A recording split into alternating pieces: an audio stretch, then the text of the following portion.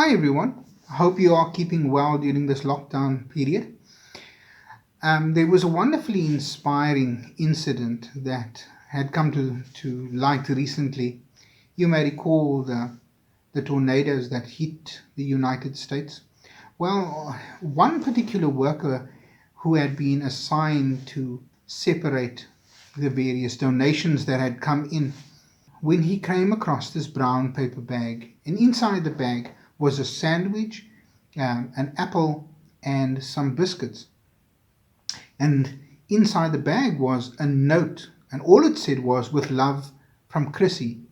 And then she wrote her grade, which is grade 4, which is for us standard 2, people old like myself. But what was fascinating is to see that this girl saw the need and she responded with a heart of love.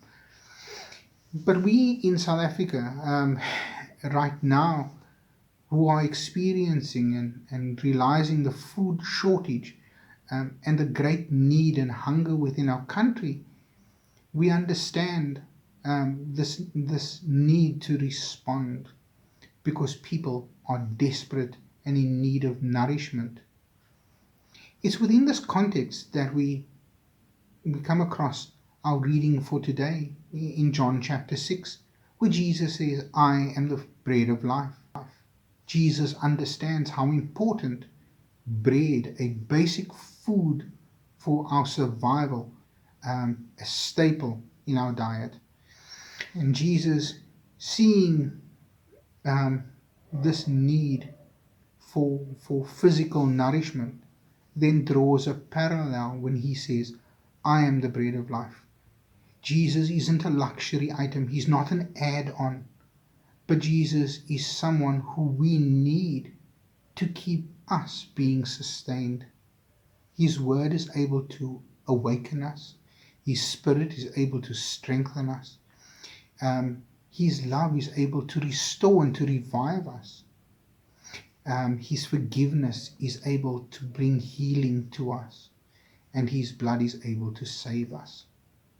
And so we see, just as we need food to nourish and strengthen our bodies, so we need Jesus, the whole of Him, to also nourish and to strengthen us spiritually, intellectually, emotionally, to guide us and to lead us as human beings in the way of God.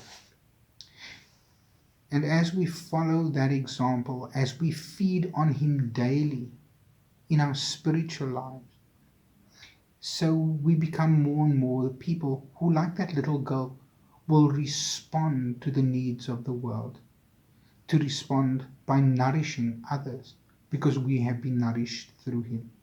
And so I pray that even though we are going through this time of crisis in our country, so you and I will also feed on Christ, feed our spiritual lives, and grow in Him, and respond to His word and world with love and with faith and with joy. May you be blessed. Amen.